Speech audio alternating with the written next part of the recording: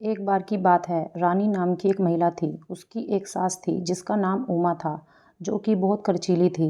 रानी जहाँ बचत पर जोर देती थी, वहीं उसकी सास कोई बचत नहीं करती और बेफजूल खर्च करती थी। एक बार रानी ने अपनी सास को कुछ पैसे रखने के लिए दिए, जिसको वह अगले दिन बैंक में जमा करवाने वाली थी। उसकी सास उन पैसों से बाजार से अपने लिए कपड़े लेकर आ गई।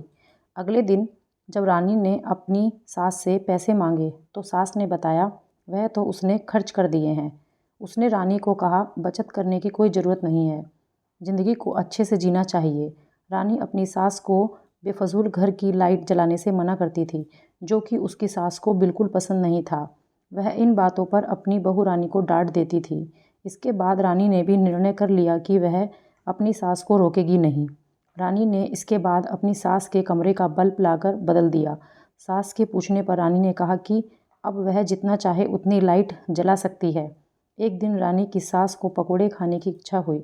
उसने रानी को पैसे देकर कहा कि जाकर राजू हलवाई की दुकान से पकोड़े ले आए।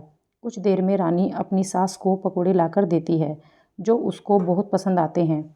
इसी तरह दिन बीते जा रहे थे और रानी ने अपनी सास को फिजूल खर्ची पर टोकना बंद कर दिया था।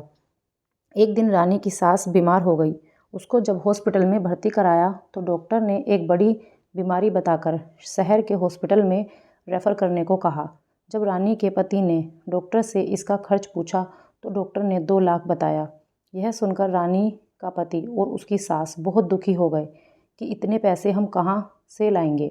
लेकिन रानी ने डॉक्टर को अपनी सास को शहर के डॉक्टर को रेफ़र करने को कहा, जिससे उसके पति और सास हैरान हो गए।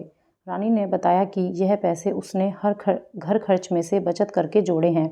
इसके बाद कुछ दिनों बाद रानी की सास शहर में से अपना इलाज कराकर आ गई। अब वह पूरी तरह से स्वस्थ थी। उसने आकर रानी से पूछा कि तूने इतने पैसे कैसे जोड़े? मैं तो तुझे बचत करते समय हमेशा मना करती थी। रानी ने बताया कि मैंने सारे घर में कम बिजली प्रयोग करने वाले बल्ब लगाए और जब भी आप मुझे बाहर से पकोड़े लाने को कहती थी, तो मैं घर पर ही आपको पकोड़े बनाकर खिलाती थी। उसने रानी की बहुत तारीफ़ की और ख़ुद भी आगे से पैसे बचाने का निर्णय लिया। सीख: इस कहानी से हमें यह सीख मिलती है कि हमें फिजूल खर्ची से बचकर पैसे का सही इस्तेमाल करना चाहिए।